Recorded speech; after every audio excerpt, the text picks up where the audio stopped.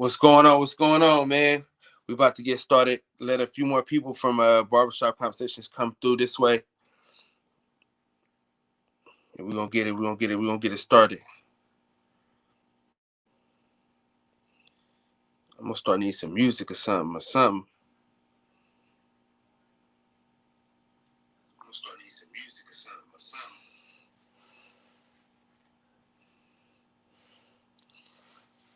All right, man. Everybody come in. We coming in.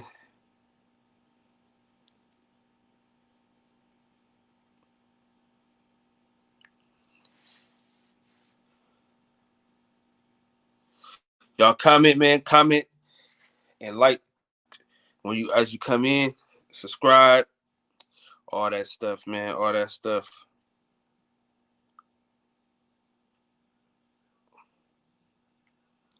All right, man. We're gonna talk about. Salute to everybody in the chat. Salute to everybody in the chat. If you want to beam in, feel free to beam in. I'm gonna put the link in the chat. So if you want to beam in, feel free.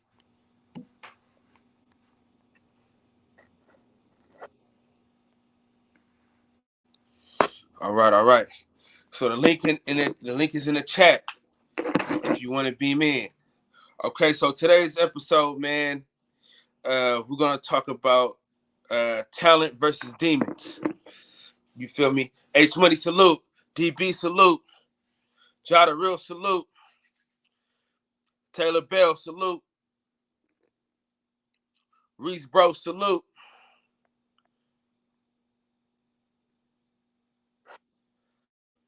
Salute to everybody that's coming through. So we're gonna talk about talent versus demons on today. We got a few fighters we're gonna talk about. We got Dane Walk. What's up, baby? What's up, D Walk? How you feel? So we got we're gonna talk about Hector Camacho. We're gonna talk about Adrian Bronner, Buster Douglas, Riddick Bowe, and then we're gonna talk about Diego Corrales. Those are just a few names of people that had some of the best talent in the world, but couldn't grasp greatness. They had all the talent in the world, but didn't take the sport serious. They had all the talent in the world, but couldn't get the out of the ring issues under control. So, for the most part, that's what we're talking about tonight, man. We're just trying to just see your opinions on the matter. Tell me what y'all think about the fighters that we're talking about tonight. And like I said, man, if you're coming in, feel free to beam in. H Money, feel free to beam in whenever you're ready. Reggie Owens, feel free to beam in whenever y'all ready. The link is in the chat. Mirror, what's up with it, baby? You know what I'm saying? Town business. We in here. Out of this list, I think the biggest demons, man, be Hector Camacho, man, because his demons claimed his life. You know what I'm saying? He could never get a hold of him, man. I mean, he had all the talent in the world, but if you watch the documentary on Showtime, you see that he just couldn't get his demons under control. And every time he got close to touching greatness, the demons came and got him. Another person, man, Riddick Bowe. I mean, all the talent in the world. I mean, great fighter. Beat Evander Holyfield. He beat Holyfield. You know what I'm saying? And after that, man, he kind of just went down. Buster Douglas, I mean, he had the greatest upset in boxing history. And after that, man, he was never the same. He couldn't even get his weight under control. Constantly letting the demons get the best of him. And then Diego Corrales, man, I mean, a great fighter. The only person that had the balls to fight Floyd Mayweather, But again, you know what I'm saying, the out of the ring issues, man. If you read Jay Prince's book, man, you kind of know the situation with him and his and one, I guess, his baby mama or his wife. You know that situation where, you know what I'm saying, again, they used that against him. His out of the ring issues, they used that against him. So yeah, man, H Money, welcome to the show, baby. You know what I'm saying? Live in the boxing section. Appreciate you coming through. What you got, man, on those fighters? Yeah, man, I would say, I mean, what was the question again? My bad. So today's episode, we're talking about talent versus the demons. You know what I'm saying? People that had all the talent in the world, but the demons got the best of them. So we got Hector Macho Camacho, Adrian Bronner, Buster Douglas, Riddick Bowe, and Diego Corrales. Yeah, I would say Adrian Broner, of course, man, because those fighters right there were actually some really good fighters. Like, fighters like Hector Camacho was still able to go out there and knock out Sugar Ray Leonard. Hector Camacho still beat Roberto Duran. He still beat great fighters, Hall of Fame. He's a Hall of Famer. You know what I mean? Hector Camacho was still a great champion. So Adrian Broner at 30, he's pretty much washed up. He's pretty much washed up. So I would say AB when you really think about it, because AB was never able to beat the top guys. He never won the big fights. Every time he stepped it up in competition, he lost. So Riddick Bowe was a hell of a fighter. He knocked out Evander Holyfield.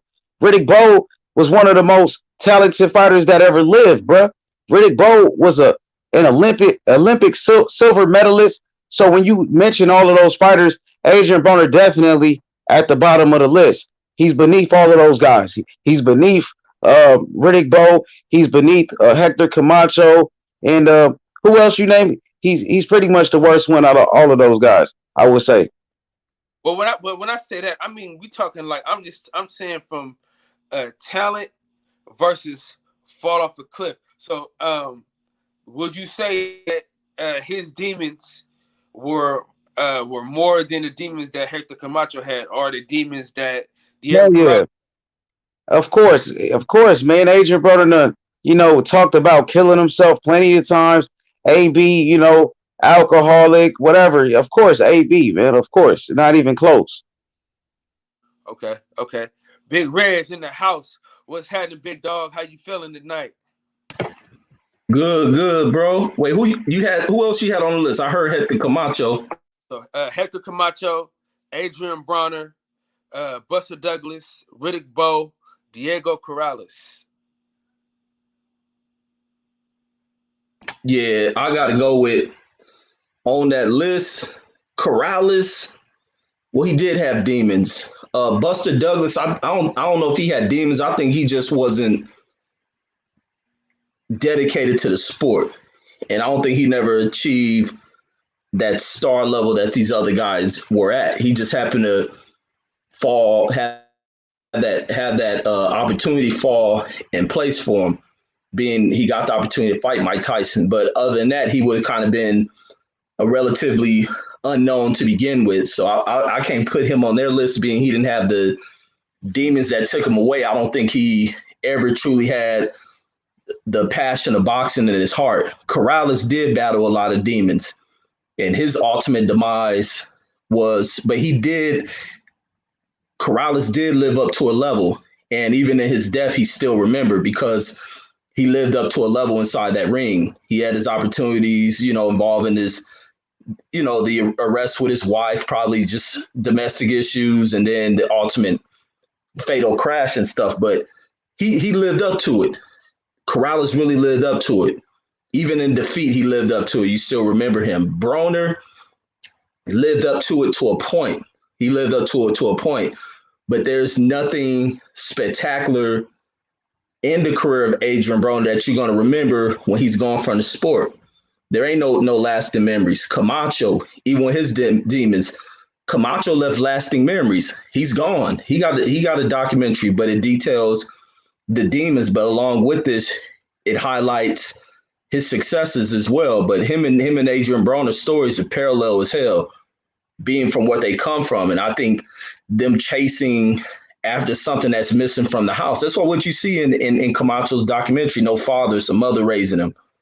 It's a community that's kind of lost. A bunch of other kids like him in the community. So he begged for attention. That's why he's so loud with the way he presented himself. Everything is just, rallying for love and affection. But it ultimately broke that dude. For him to die like that, it was crazy, especially at that age. Hopefully Adrian Broner can pay attention to that story, clean his shit up, because he's heading down that same path.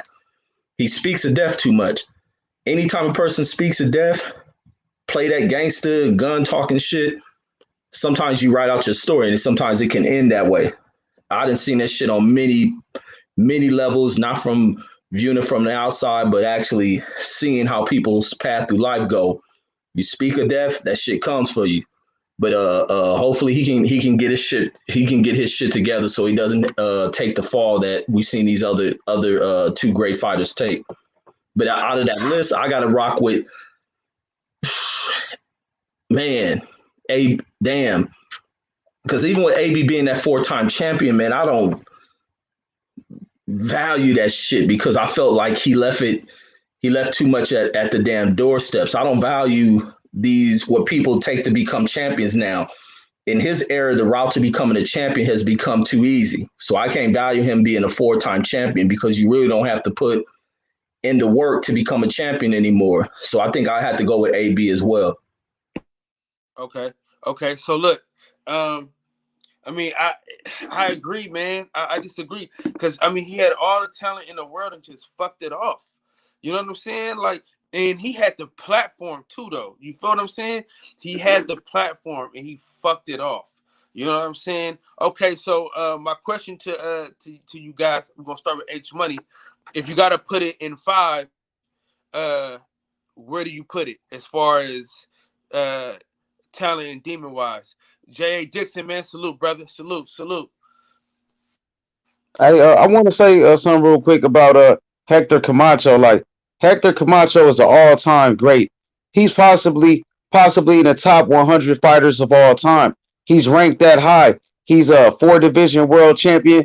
He fought the best from Julio Cesar Chavez Sr.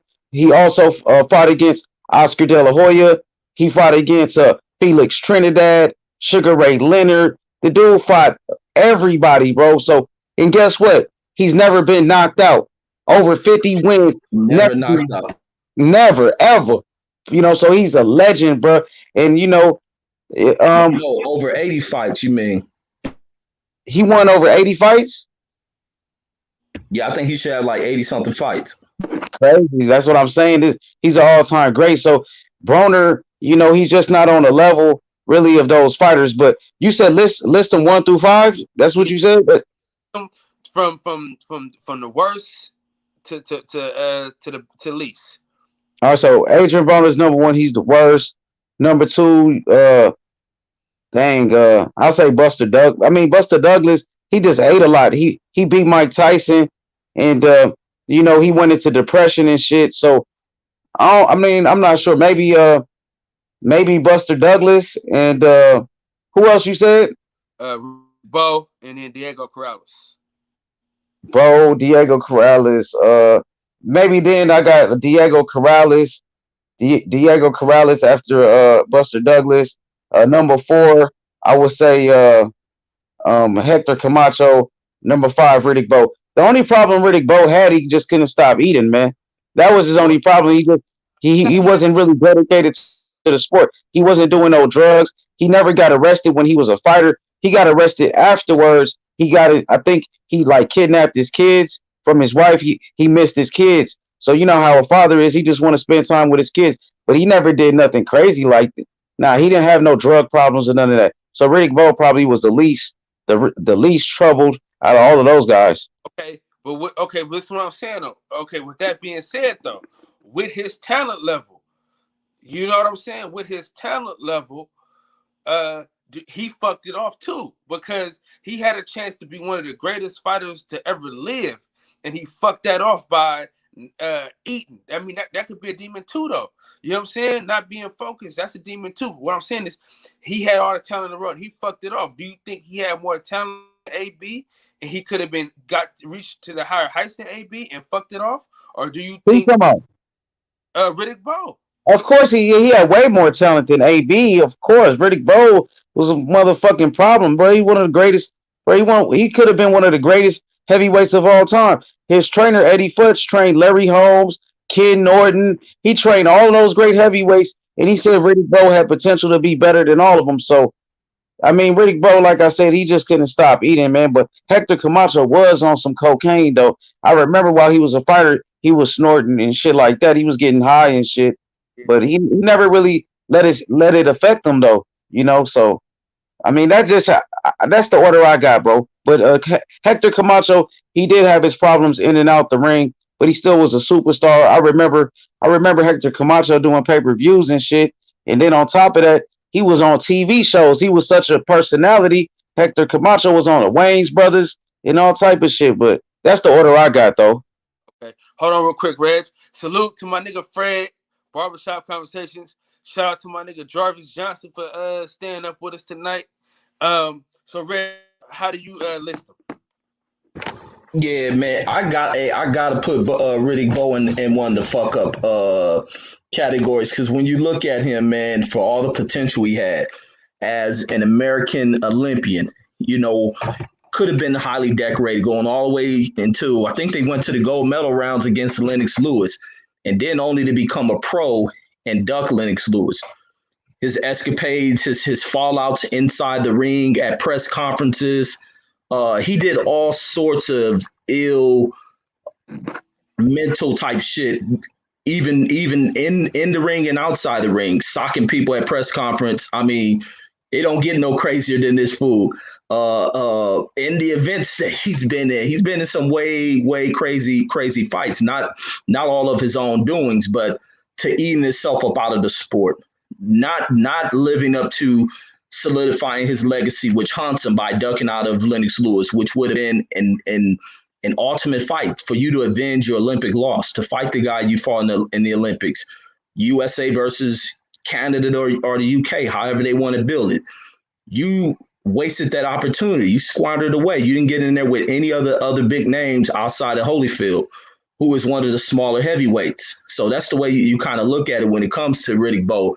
He screwed a lot of things up. And even in his career, he's well past his damn career. He's going into crap like kickboxing, getting his damn legs kicked off of him. Think he tried to do MMA. He's doing all type of circus type ish just to make money because he messed everything up. He did a little stint trying to join the Marines or some crap. I remember back in the day. His mind wasn't there. He lost his damn mind. So he screwed a lot of things up that he could have been.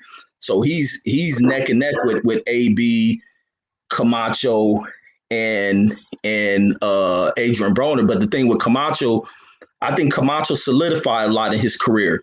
He solidified. He didn't squander away. He got it in there. The thing they say changed him, and he got a similar shit that like AB was. They said what changed him is in the fight. I forget what fight it was. I always hear the historians talk about, and it was in the documentary where he fought the fight where he got hurt.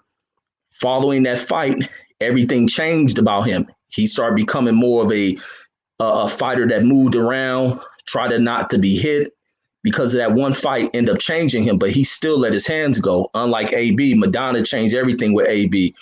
You can't get anything for AB to return in that ring. A lot of still the sideshow gimmicky stuff outside the ring. And who knows if AB doesn't have drug issues. He probably has alcohol issues and the other mental health issues. What's causing for his wife to stay away from him? There's something she knows about this dude that she wants to keep private for the sake of their kids and to keep these things out to public. There's a lot of shit that's going to come out down the line when it relates to AB. And there could be some other stuff that's interfering with what could become his greatness. So he left a lot on the damn table. And it's even to the point to where there's still there's still a little bit left that he can dig into, and he refuses to tap into it because it's other shit that's preventing it. So I got to put AB, Riddick Bowe, Camacho, Buster Douglas probably towards the bottom because I don't really view him as being too much of an F up. He's just a guy who got an opportunity, He made the most of it. They still talk about him because of one fight, but he wasn't a dude fully dedicated to the sport. Okay. I want to respond to Reggie real quick. Reggie, as far as Riddick Bowe, I felt like Riddick Bowe, he did send Lennox Lewis an offer to fight. Lennox Lewis and his team, they claimed that it was a low ball offer. So Lennox Lewis, he did send Lennox Lewis an offer. You know what I mean? I felt like Riddick Bowe, he was better than Lennox Lewis. Even in the Olympics, they stopped the fight for no reason. Riddick Bowe never left his feet. He never went down, and the referee stopped the fight for no reason. Riddick Bowe, after his fight with Evander Holyfield, he walked up to Lennox Lewis and he said, "Let's make it happen next." And he called Lennox Lewis a bump to his face. So I wouldn't say Riddick Bowe was scared of Lennox Lewis. We seen fights right now in the sport of boxing that's not being made because of certain reasons. Different sides of the streets, promoters. But I was disappointed that the fight never happened. But I feel like Riddick Bowe, he was definitely a better fighter than Lennox Lewis. Riddick Bowe, the first man to beat Evander Holyfield. Riddick Bowe never been knocked out before. Riddick Bowe knocked out Holyfield. He knocked out Bruce Seldon. Riddick Bowe was that dude, man.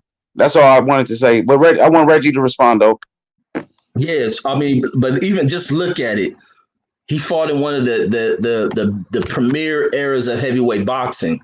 And what names can you bring up that he fought? Bruce Seldon is no. I hate not to talk down because I don't like talking down about fighters. I think I respect anyone who's been to this level or any level in a sport that you get in the ring and you show your true heart as a man. So I don't like to call them as being anything less of, but amongst the premier guys that was out there during the era, who did he mix it up with?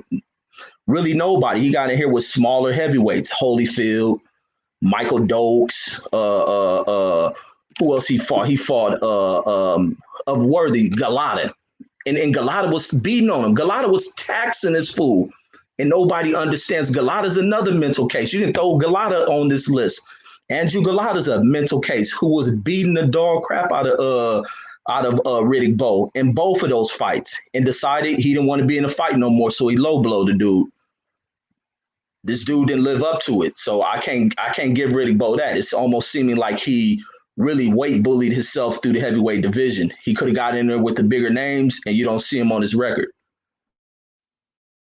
Yeah, I feel you. Right here. I'm looking I got Riddick Bowe knocked out. Riddick Bowe knocked out Tommy Morrison, knocked out Bert Cooper. He knocked out Tyrell Biggs, former Olympic gold medalist, heavyweight contender. He beat Tony Tubbs, former heavyweight champion, Bruce Seldon, another former heavyweight champion, and then he beat Holyfield. Already beat up on though, H Money. They was already beat up on. But Tyrell Biggs was young though, Reggie. He was young, you know what I mean? And then like I said, he beat undefeated Holyfield. Riddick Bowe was undisputed heavyweight champion, and Reggie, Mike Tyson was in jail at that time. That's why he never fought Mike Tyson. Larry Donald, who's a very good heavyweight as well. Riddick Bowe, he beat him. That kickboxer, Larry Donald. Herbie. No, I don't think he wasn't I don't think he was a kickboxer though. He was a good fighter. I think he beat a couple of good guys too. Larry Donald. That's the dude he punched at the press conference. So Herbie High from the UK had tremendous power, was undefeated at that time. Riddick Bowe, undisputed heavyweight champion, man. He was the last American undisputed heavyweight champion, bro. So I mean, I respect him, but I respect your opinion as well, Reggie. Hey, but so no, he had a good resume though, Reg. I'm looking at it right now. He had a resume because I mean, right after he fought Holyfield, he fought 1, 2, 3, 4 undefeated fighters in a row. Then he fought Holyfield again. Then he fought another, and he fought Andrew Galata, of course. So then Andrew Galata got disqualified twice. So I mean, you know what I'm saying? Yeah, he was a killer. See, Riddick Bowe was a killer. Galata was a killer too. And there was one more thing, damn, I forgot I wanted to say. But yeah, Galata was a beast. Oh yeah, Riddick Bowe, Reggie. You know that man had brain damage like after those fights. So he's punch drunk now, bro. So those wars he was in where Holyfield affected him. That's why he went to the military. No right mind No man in a right mind would have went to the military like that, and then he pulled right out. The man got beat up to the brain. So mentally, the man is fucked up. He's fucked up, like you said. He went crazy. He went crazy, meaning that Riddick Bowe has brain damage, bro. That's what happened to him, bro. And there's a lot of fighters like that. Gerald McClellan, so many fighters, bro. Meldrick Taylor. So that's what happened to him. Muhammad Ali. You seen what happened to Ali? You seen what boxing did to Ali? Boxing is a deadly sport, bro. He took too many hits to the brain to Riddick Bowe, bro. That's what happened to him. Okay, so this is my five, right? Um, y'all might agree with me, y'all might not. You know what I'm saying? Who gives a fuck? We all got opinions, and we all respect each other's opinions. But this I got it, man.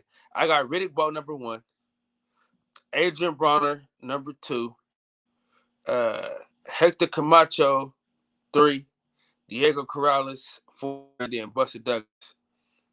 And the reason why I got Riddick Bowe number one is because he was in the best division at the best time, and he fucked it off. Adrian Bronner, he's number two because he had all the potential in the world and fucked it off. I said Hector Camacho because he could have been even better than he was even then. But between Don King and the cocaine mixing the two, he fucked it off too, though. You know what I'm saying?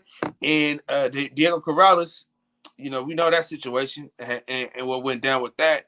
And then, I mean, the reason why I said Buster Douglas was a fuck up, because after he beat Mike Tyson, he just blew the fuck up. You know what I'm saying? He didn't keep his weight down. He wasn't in the gym. And it's like, dog, you got to capitalize on them opportunities. Matter of fact, I should have put Andy Ruiz in here, bro, because he fucked up a great opportunity at greatness. Matter of fact, let's talk about Andy Ruiz right now. So, H Money, what's your opinion on him fucking off that Anthony Joshua second fight? You know, just he became rich, and he was on top of the world, and he was celebrated, and he was, he did. It's kind of similar to Buster Douglas in a way. He had a big win, and he couldn't handle the position. He was a superstar, bro. He wasn't ready for it. That's what happened to him. I think he's dedicated to the sport of boxing again. He's been training with Eddie Reynoso, the great trainer from Mexico, the trainer of Canelo Alvarez, the trainer of Oscar Valdez and Ryan Garcia. So I think Andy Ruiz is ready to bounce back. It looks like he's in tremendous shape right now. He lost a lot of weight. So I'm looking forward to Andy Ruiz, the destroyer, making his return back to the PBC. And hopefully we can see Andy Ruiz versus Deontay Wilder, because I know Deontay Wilder, he wants that fight. Okay, for sure, for sure. Shout out to my nigga D Hodges, just stepped into the panel. After Reg, we'll get to you. Reg, what do you think about Andy Ruiz? Man, I can't stand Andy Ruiz, man. From the way he behaved, man. I like the fact that, excuse me, he made me good money on predicting he was gonna win that first fight against AJ. But following that, seeing the way in which he allowed people who, it seems like he has a lot of new people around him, and he seems like one of these dudes who never had friends because of his weight, him being chubby, and now the fact for the first time in his life, he has people around him showing him attention, and he is brought into that. And he's also paying for it because he got a lot of yes people up over there. That's some old homo shit to see dudes sit around a dude who they never ever hung around, but once he accomplished something, they all up under him trying to be the closest of his friends. That's some real homosexual shit, and he invites that shit.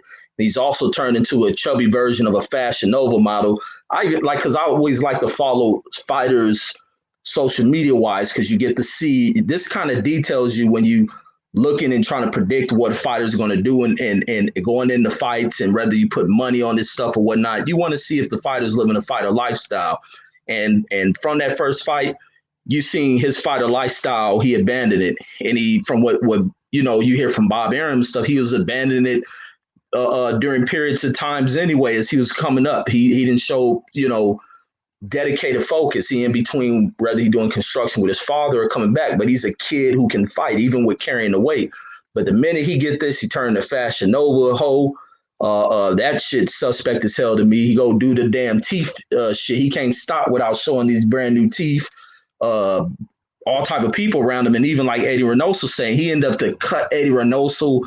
I mean, not Eddie Reynoso. What's the trainer he had to cut that trainer? What's the trainer? Manny Robles? Yeah, Manny Robles. To cut Manny Robles like that, I was like this unloyal piece of shit. To watch Manny Robles build this kid all the way up until this point, and then you disrespect this coach to start hanging out with your newfound friends, you buy into the celebrity, and you abandon this dude coming into that second fight like a damn a glutton because you're eating all the burritos they can feed you, pizza and all this stuff, and you don't dedicate yourself to the gym. You're faking like you're working out, sucking in your gut when taking photos. Like, he just showed a real clown side to him. But the one thing I do give him respect for is seeing what he's used part of his money to invest. He's reinvested into properties that I have seen him show. And it's to, provide affordable housing to, lower income families. And so he owns land and along with properties, and they're building it on their own, taking the skills that they have without spending the money on some outside agency coming to do it. Him and his father is putting together the crew, and they're doing everything. I give him props on that. But to do the chump stuff you did, kicking that coach to the side for that, when you're the one that didn't show up and you trusting all these new fools that you hanging around with, acting like a damn male girl and shit, like, I can't rock with that. But Andy Ruiz, I just don't respect him. If he can get everything going back and really dedicate himself, then I want to see what he does. But I would never respect him because I thought what he did leading into that, everything that he wasted away.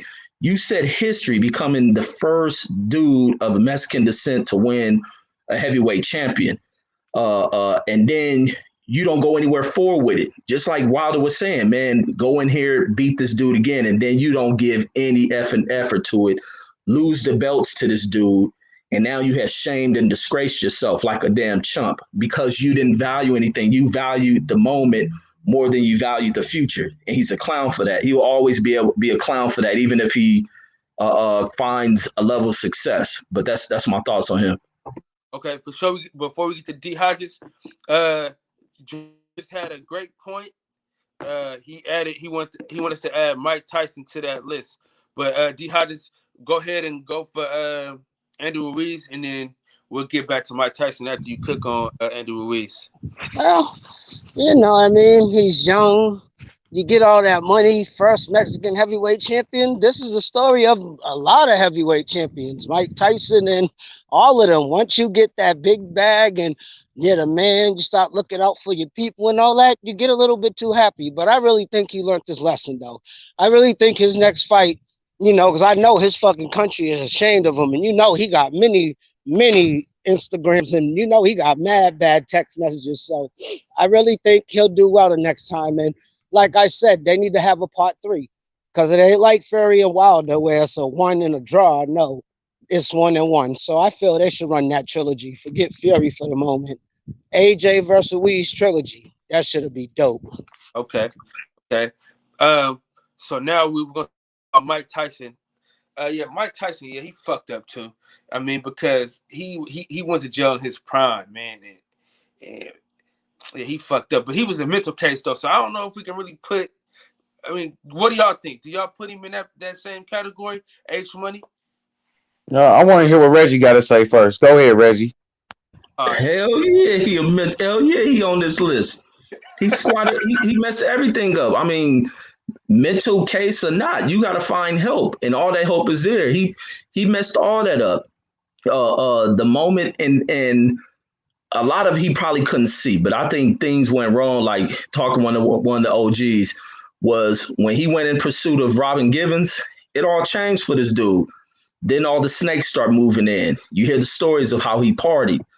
hearing stories about him still getting down like he's some street level cat, rather than focusing in on his craft. Being caught up in situations, even though I don't think he may have raped the old girl, but he's putting himself in situations to where you don't know how to deal with women. You're a superstar. I don't understand how superstars become to where they think they need to take the cat from a woman and shit. You a star. You wealthy. That shit come with it. Even if a chick turning you down, she may be back around the next go around, but there's other shit up out there. So he's fooled himself with the approaches he had to women. When he really started losing it, you really start seeing it come into some of the press conferences he had. But he allowed too many people within his circle around them, because these are type of people who are insecure about themselves. And Tyson even says it. He ain't secure within themselves. So they need these entourages. And as powerful and as mighty as he may be physically, on the other side of it, there's still a weak side of him, which he likes to call like being a little boy, is that they need people around them to validate them, to make them feel more, I don't know, as a superior being. Otherwise, they're a shell of themselves. And he allowed it, and it destroyed them. And that's why he talks about it today. He can probably be matter of fact, Tyson is a great mentor, because he's went along and has gotten help. Even when you seen Fred Kendall on Fred's show, he talked about seeing Tyson going into therapy. A lot of these dudes have to learn how to accept therapy. If you can't evaluate yourself when you got a damn problem and you think everything is okay with you, you're never going to fix that shit. And you're going to continue to run yourself down the goddamn hill until you crash into a tree. And that's what he was doing. That's what a lot of these dudes is doing, because they refuse to accept that something's going wrong. A lot of people refuse to accept that they're dealing with some mental health type shit. But yeah, Tyson definitely on this list. For sure. I gotta agree with Reggie though, man. Mike Tyson had a lot of problems, man, in and out the ring, man, getting into street fights, crashing cars and shit. He went to jail a couple of times, man. Yeah, Mike Tyson had a lot of problems, bro, for real. So even a fighter by the name of Johnny Tapia, who was a legendary fighter, man, he had drug problems as well. Johnny Tapia was suspended from the sport of boxing during his prime, the prime of his career. Man, a lot of these fighters had a lot of problems. Zab Judah, another example of another trouble fighter. You know what I mean? So yeah, Mike Tyson, he's very high on the list, man. Mike Tyson did a lot of crazy shit. He was on drugs too. So shout outs to Mike Tyson. I respect him, but he had a lot of demons. You can say that. All right, so where do y'all put him on the fucked it off list? He might be second to AB, or second to AB, really, when you think about it. Okay. D Hodges, what you got? I don't know. Shit, y'all already named all the druggies. I'm trying to think of one.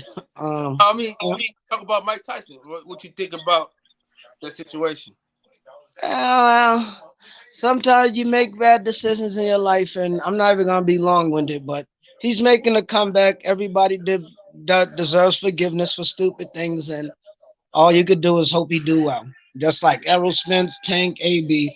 All you could do is hope they do well. I ain't gonna talk about nobody, because I don't know what demons or whatever's in their closet, and we all got demons. It's just some of us deal with them better than others. You know what I mean? Because I got a bunch, but I know how to deal with mine. It's just some people that don't know how to deal with it. So, you just, I don't know. You can hope for change, but it's all up to that person.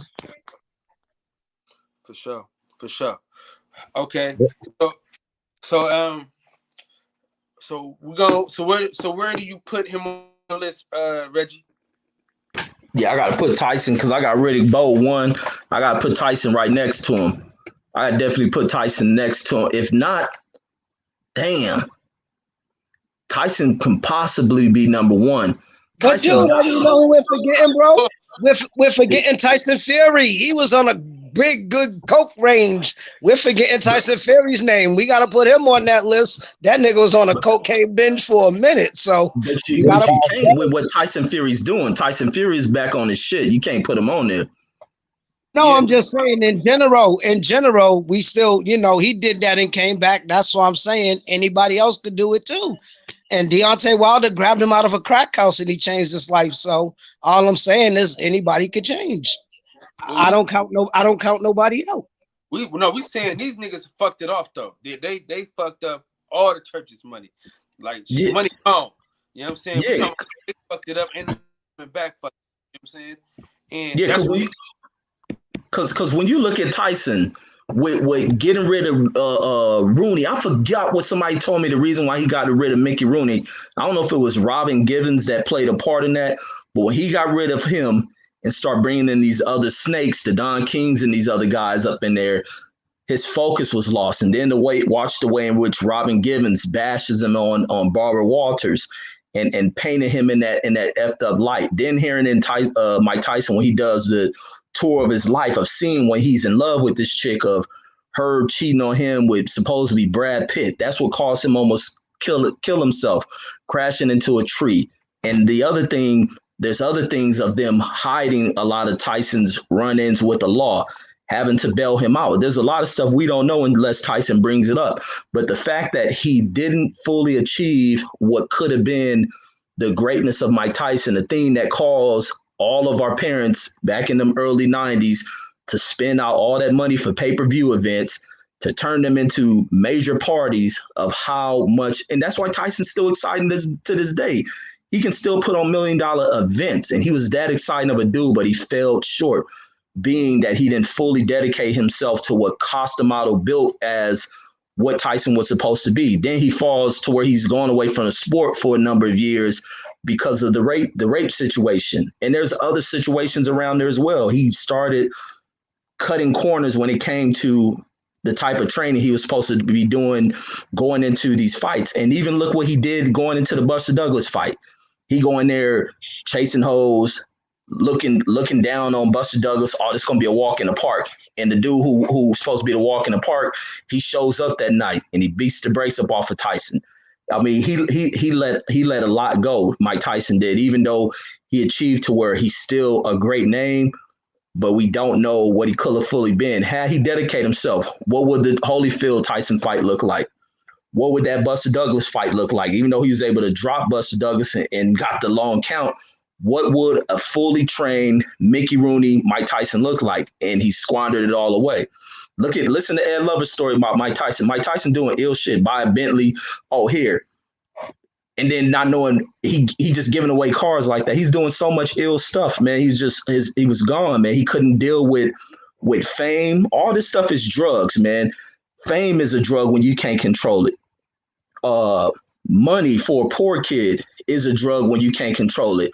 And then on top of you doing drugs along with that shit and alcohol, man, it's destructive. And listening to Mike Tyson talk about his life is some of the greatest ish you can ever listen to. And Tyson is a brilliant effing dude. I don't know why people ever painted him like he was an idiot. When he sits and think and he speaks well, he articulates shit along with that funny voice. He's a highly intelligent dude with just this wild, wired brain and shit. But that's my thoughts on it. for sure. Yo, J.A. Dixon, he said Ika Ibuchi. Now Ika Ibuchi was a heavyweight contender in the middle of his prime. He was about to be a heavyweight champion, and he gets locked up, I believe, on a rape charge like Mike Tyson. So and he never returned back to the sport of boxing. So I want to ask Reggie, what about Ika Ibuchi? Should he be on the list like J.A. Dixon said? Oh, hell yeah. I forgot about him. Yeah, hell yeah. And Ika Ibuchi probably would have ran through the heavyweight division. But yeah, ain't he the one that got life? I think he is it's a boxer who got life. Let me type that in. I think that might be Ika Ibuchi. It's a fighter who recently got like 100 or 200 something years. I think that might be Ike. But yeah, definitely Ika Ibuchi on there. Because he was a killer, bro. And he went to jail, I mean, in his prime. And I don't think he ever got out of jail, or he probably did get out of jail, but his career was over then. So yeah, he was a big waste of talent for sure, man, because he was a beast, bro. Yeah, yeah. I mean, it's a lot of people, man, that really that really fucked it up. But I think when we talk about this list, though, um, see this list because we see the talent level. You know what I'm saying? And I'm not really familiar with him like that. Like a lot of y'all are. I'm not really familiar with him like that. Um, but I'm about to look him Look, up. put like this: the dude was a beast. He was supposed to be the next heavyweight champion. He was supposed to be the guy to knock out Lennox Lewis, bro. Oh yeah, Floyd Patterson. I forgot he was on that stuff too at that time. But in that time, everybody was on it. I'm telling you, Speak on every it. athlete in the '70s, every football, basketball, that cocaine was a hell of a drug in Rick James' voice. So Oh, I don't judge nobody from the '70s because everybody was doing coke back then. I remember this dude. Now that I look at his face, I remember this dude. Yeah, yeah, yeah. Okay. Yeah, Yeah, cause he. you remember Chris Bird was in the barbershop the other day. Chris Bird, Ike Yeah, Ibuchi almost knocked his head off, bro. I was He, just. I was last fight. yeah, I was hit last that fight. man with a left hook, man. He almost knocked his head off, bro, for real. But you know who was the illest athlete? Lawrence Taylor. That nigga got coked up before the game. That's how he went out there amp like hunting people, dog. Lawrence Taylor was a New York Giants linebacker, dog. That had a documentary. That dude did cocaine before the game. That's why he was so amp, and he was breaking people's legs. And All the yo, time. Lawrence Taylor was a beast. Not switching sports, but like Uh, he's in the crowd of that. He's a yo, that coke before the game souped him up. Yo, it's one more fighter I got to talk about, man. His name was Kennedy McKinley from Memphis. You know me. I'm from LA, but I live in Memphis. It was a great champion, an Olympic gold medalist, former three-time world champion Kennedy McKinley, who came from Memphis, right? And guess what?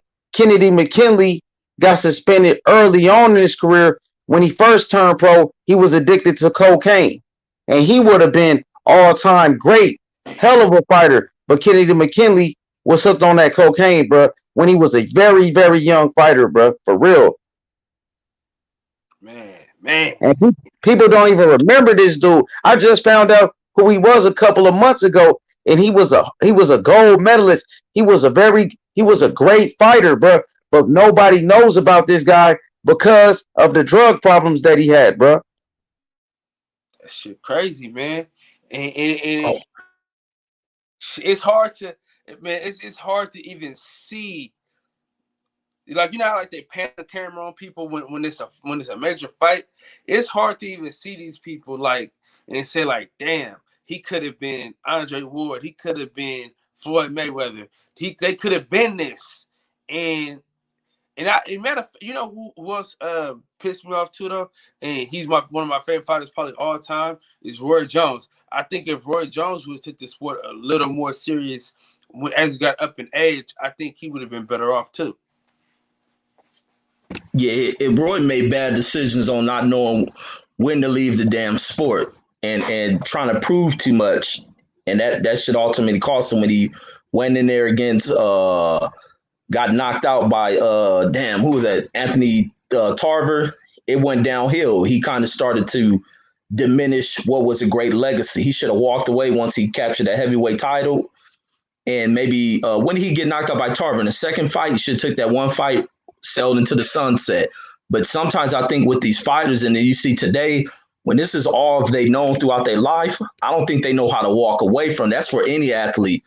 I think even with basketball players, they wouldn't know how to walk away from. They don't know what to do with them lives. That's the thing with not having plan Bs in life. All you've been as an athlete, what do you know how to do? That's why we see Floyd and them come back. I think it's on top of him being able to make money.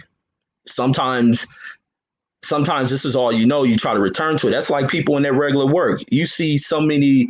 It's some industries where you see people who work all the way into their damn near 70 and way into their 80s. They're afraid they're afraid to walk away. They're afraid of retirement. A lot of people think they find nothing else to do when they walk away from something. They act like they hate, but they also love that shit to where they think they just fade away and die. But that boxer I was talking about who got all them years was Clifford Etienne. He ended up getting like 160 years in prison. But yeah, that's my thought on Roy, man. He messed up not leaving the sport in time. Like Floyd said, he retired from boxing. He won't let it retire him, but he can't get enough of that shit. But go ahead. For sure. Oh, okay, I think X20 just bounced out real quick. Okay, so yeah, man, that's just crazy how niggas can just fuck it all up, man. And it's like you see that. You know what I'm saying? It's like you're expected to fuck it up. You know what I'm saying? And that's like POE, man, product of environment, man. And shit is sad to say the least, man. And yeah, man. So who would you say is your favorite fighter out of all the fuck ups that we have on the list? Talent versus Demons is the name of this stream. Hey, who would you say fighter on the list? Yeah. Oh, let me say this one. That name that Hustler Home put in there, Edwin Valero, he's possibly one of the biggest. He's on there too. He's a big time F up. Look over his record. That dude was crushing shit, but had demons he dealt with as well, and ended up having to kill himself. He killed his wife, then he ends up killing himself. But on that list of all the F ups, as much as I wasn't a Tyson fan like that, I knew Tyson was bad. But my reasons for not liking Tyson because I always thought people from my neighborhood was bad, and when they call him the baddest man. Plus, I was a Lennox Lewis fan coming up. Tyson got to be the baddest dude on this list. He's achieved the most out of all of them, and that's why at 50, he can make $50 million for a production company at his 50s because he's that dude. Let me look that dude up. Yeah, Edwin Valero, I think he may have knocked out everybody he faced, man. He was bad. Matter of fact, I think he was sparring partners with Chavez. I think was it Chavez? The dude was knocking it. He used to have his tattoo of, I think he's from Chile, like the president from out there on his chest. He was a wild dude, wore a bandana on his head. But he had major demons. Crazy. Bro, look, I'm gonna show you this boxing picture. If y'all can see that, bro, I mean, look at this, bro. Oh, I ain't finna. Who gonna get a ring with a nigga like this, bro? Man, watch his fights. Watch that dude fights, man. That dude. Yeah, he would have been that dude. Go ahead, H. Go ahead. Yeah. Edwin Valero was a fucking killer, bro. They had 27 wins, 27 knockouts. He knocked early though. Yeah. Hey, that dude was like Manny Pacquiao before it was a Manny Pacquiao, bro. Like kind of like Tank Davis, how Tank Davis knocking everybody out. But man, just had a hard life. A lot of these fighters, man, they come from the hood. They come from poverty. I mean, Ricardo Mayorga, he should be on the top of the list. I think fucking Mayorga number one on my list. Niggas drinking beers, smoking cigarettes in the ring. Man, imagine if he was off of that shit. Imagine if he was dedicated to the sport without smoking and drinking. Mayorga could have been an all-time great, bro. So I think Mayorga should be number one on the list. What about you, Reggie? Yeah, Mayorga crazy. Matter of fact, he just recently got beat up, but Mayorga was crazy as hell, man. Mayorga was crazy, man. Dang, is he up there? But Valero, man, people putting some good names in there. Mayorga was crazy as hell. But he fought them fights. He got those fights in there. He was crazy. But Edwin Valero is a crazy psychopathic ass dude. There's another one of the boxers from South America who killed his wife, but even somebody put Jermaine Taylor in there. Jermaine Taylor had some issues, and did he mess up? I think Jermaine Taylor got as far as he was gonna go, but I don't think his mental health affected him where he was gonna go. But Mayorga was a wild dude, smoking like you said, smacking people's wives on the ass, talking about screwing their wives. Like that dude was crazy as hell, man. Hey, listen, between him and Bernard Hopkins when he snatched that flag, those two situations was probably like the crazy situations, bruh. And as far as a press conference, bruh, shit was crazy. Somebody said Antonio Murray, we ain't gonna fuck him. You know what I'm saying? Fuck him in his fake ass gloves, mark ass nigga. Shout out to City Suck It Up, man. Shout out to the Bay. But yeah, man, Anthony Margarito, man, he was a chump ass nigga. You know what I'm saying? Because he ruined Cotto's whole career with that punk ass stunt he pulled, man.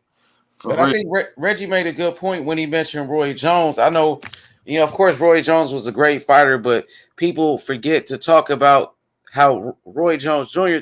tested positive for steroids, and nobody want to talk about it. But he was a steroid user, and let's keep the same energy when we talk about these drug cheats, because Roy Jones was a drug cheat, and on top of that, Roy Jones, he was a rapper as well. And he was focused on becoming a rapper. I remember he had a song called "I Smoke and I Drink." You know what I mean? Stop, but I can't. Yeah, and that was pretty much when he made that song. Around that time, that's when he started getting knocked out. Like Reggie said, Antonio Tarver knocked him out. He got knocked out by Glenn Johnson. Glenn Johnson knocked him the fuck out. So, man, two guys that I feel like Bernard Hopkins beat. Bernard Hopkins knocked out Glenn Johnson, and Bernard Hopkins beat Antonio Tarver. So, Roy Jones, I think he had a good career. So, I'm gonna leave him off the list, but he did have some demons too that people don't want to talk about. Hey, but listen though, even when he was rapping, and he got some great songs, bro. That I can't be moved, can't be rocked. Listen, man. When you speak of Roy Jones' rap career, nigga, he really could have left boxing alone after he came out with them two songs. Them two songs right now, if you play them right now, you gonna have a good time with them, bro. And the thing is, though, when he made them songs, he was still whooping ass, though. You feel me? He didn't start getting his ass whooped until he went all the way up to heavyweight and lost all that muscle mass. I feel like once he went to heavyweight, he fucked up, but he wasn't a ultimate fuck up. You know what I'm saying? I think we're gonna have to make a top 10 list, man, because a lot of guys have came up with some great names, bro, and a lot of these names we forgot about, and I think we gotta do a top 10, man, and really pick out who was the biggest fuck ups. But my bad, Kyle, but he was when he made that song, I Smoke and I Drink. That's when he really started getting knocked out by Glenn Johnson. Because I remember me and my homie, Chubby Jag, my nigga Jag from LA, he was like, yo, H, you see Roy Jones get knocked out? Man, he talking about I smoke and I drink, and now he getting his ass whooped. I remember that shit like it was yesterday when he got knocked out. And people were saying it was because of that damn song he made. So, you gotta keep it funky. I can't let Roy off the hook, man. And you've been on Roy Jones' ass these last couple weeks, man. I'm saying you've been really on Roy Jones' ass. Let's talk. We ain't gonna talk about Canelo, Mark ass, but I was getting ready to. But I'm gonna keep the subject tonight. But yeah, nigga, you know what I'm saying? You've been on Roy Jones a lot. Yeah, man, because I gotta keep it real. Like we always talk about drug cheats. I heard people say Tyson Fury is a cheater. People say Canelo is a cheater. I say, yeah, they are cheaters. But what about Roy? Why y'all ain't talking about Roy? He did the same shit. Niggas want to talk about Billy Joe Saunders is a cheater. What about Roy Jones? Two wrongs don't make a right. I'm here to bring justice to boxing. I'm here to bring justice. I've been looking up the Roy Jones steroids. I can't find it. Oh man, it's all over the internet, bro. It's articles right now. He took steroids, bro. Don't try to hide it, Kyle, because you like him, bro. We gonna call a spade a spade. The man was a cheat just like Canelo, bro. Yeah, that's I never heard of it neither. I always hear people say it, but I never remember hearing Roy was reported for it. Yeah, he was. They try to hide it, bro. All you got to do type in Roy Jones steroids, Roy Jones Jr. PEDs on YouTube or Google it. I got it typed in. I don't see. Yeah, I mean, shit. I did my research. It's on there. I know it's on there. You can ask, bro. You can ask anybody. Ask Fred. Ask D. I know DB might be listening. You ask anybody, this story been out there. It been no, out there. Yeah, I don't remember it. But you know who was an F up that had success? I seen James Toney name in the comments. James Toney was an F up, but he was winning shit. Yep, facts. Hey, He just couldn't stop eating too. hey, Most of his problem was making weight. You got a point because that song came out 2004, and right after that, he started getting his ass whooped. So he made that song after he beat Tarver the first time, and then he got knocked out. His next 3 fights, he got knocked out. Well, no, he got next 2 fights, he got knocked out, but then he lost the next 3 fights in a row. So that's Hey, bro, it's right there on Google. I just typed in Roy Jones on motherfucking I typed in Roy Jones steroids on Google and it popped up. Let me share my screen. Article, bro. Let me share my screen. Look right there on the bottom of your phone, like where you add people at. Click where it says share screen H money. Whoa, nigga, because you know I'm new to this. Where do I go? Like, you know how you add people to the stream or take somebody off? Look at the screen where it shows like Reggie Owens. It shows his little at the bottom. Like a plus sign or something where it says Mr. Supreme. Okay. You see what I'm talking about? All right. There we go, bam. So it's right here. Roy Jones steroids, bro. Look at this. Y'all see it? Roy Jones tested positive for steroids. You see this shit? He was an old ass man though, bro. No, that ain't 2018. This just the article, bro. This the flashback. Roy Jones. All right, click on the article. Click on the article. He's on boxing scene. Tell me if y'all hear me. I'm clear. Yeah, you clear. All right. Here we go. Right here.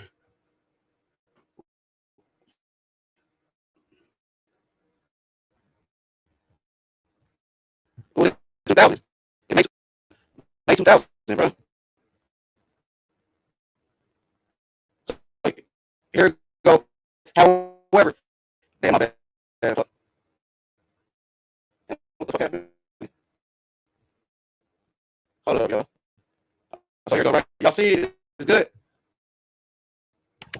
Yeah, but your audio starting to trip. Your audio tripping. But yeah, pull it up. Y'all pull it up. It's right. All right, there we go. Right there on better. It's back. So it said, however, it may the drug testing program. Roy Jones Jr. tested 6 times over the allowable limit of TE ratio. That's after without delusional second. Richard Hall in 2000, bro. So it's out there, man. Come on, man. I know you seen the article. Come on now. There we go. That's it. You can take it off. You can take the screen share off. That's all I have.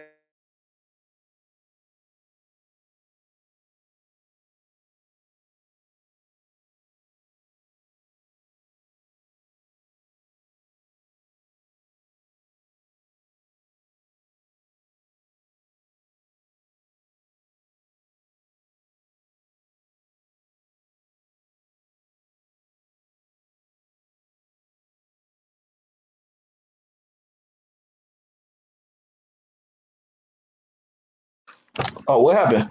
Oh, my bad. I had to go handle my daughter. But that nigga, bro, his audio always sound like he getting fast forwarded or rewinded or something. But JB is in the panel. We got long-winded. What you got on the subject? Man, salute Kyle, salute Reggie, salute H Money in the chat. I say Carlos Monzon. He has some problems outside the ring as far as beating on his wife or whatever. That's who he was talking about, Reggie. As far as he the one who killed his wife and ended up doing time. Yeah, that's it. Wilfred Benitez, he has some drug problems outside the ring. Now he kind of paralyzed with CT and brain damage.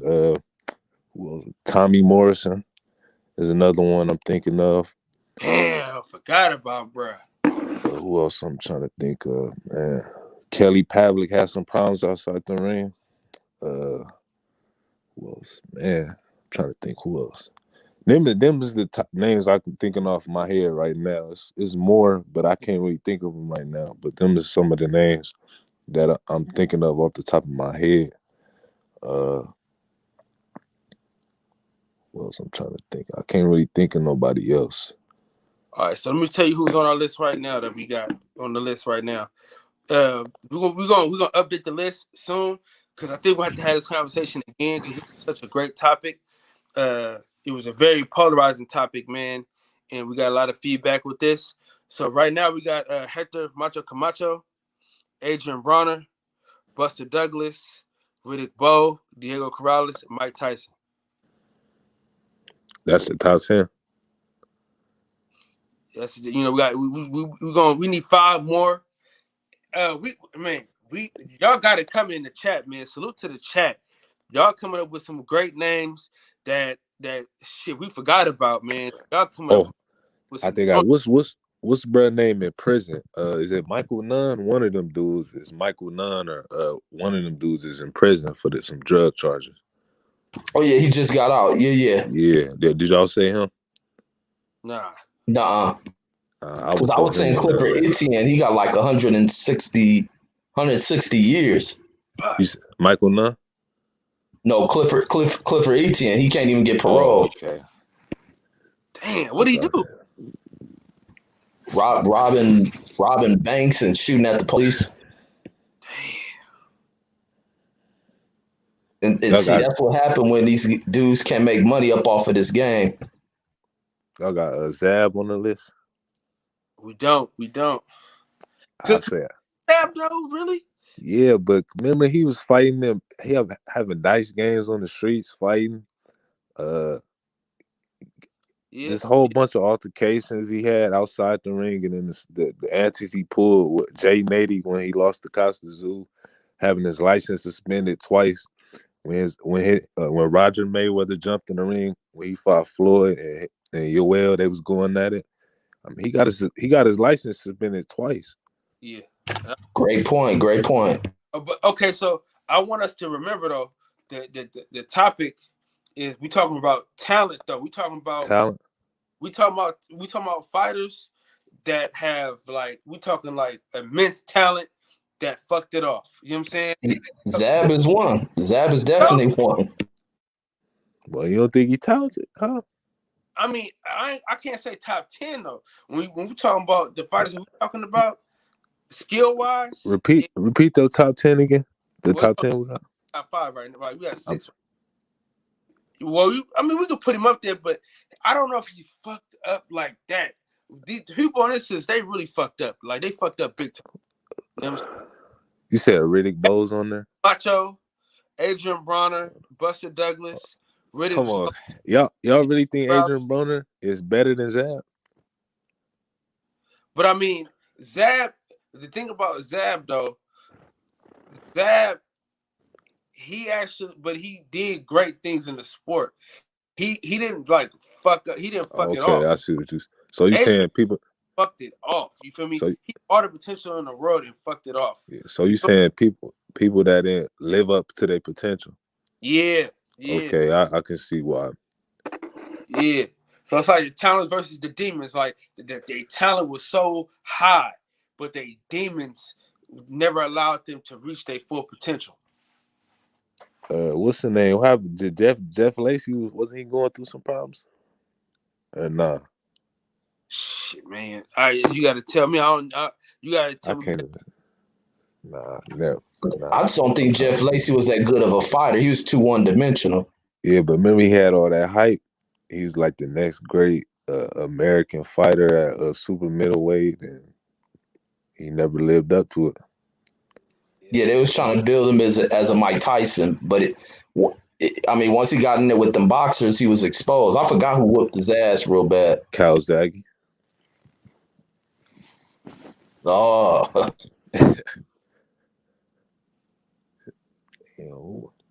I don't think. Somebody said James Toney. I don't even think James Toney. I can't Hey, James Tony, man. No, James Tony achieved a lot. He was an F up, but he was an F up, but he was successful. But I what I did he really do though? Like what did he do outside the ring that you could say that it caused him not? I Man, would only cigars. I mean, he had the PED situation. Since you talk about Roy Jones, I mean, he got accused of being on PEDs. yeah, I think I remember that when he was forgot what weight he was above middleweight, probably what a light heavyweight or cruiserweight. I think I remember something coming up out of that time period. That's when he was growing dreads and shit. Yeah, But that's yeah, go ahead. when he fought. What's the dude name? Geroff or whatever his name was. And I think he was moving up to heavyweight to fight Ruiz, and then he ended up testing positive. But he said that it was because I forgot exactly what he said, but he said it was something that the doctors gave him that didn't clear out his system before he took the Ruiz fight.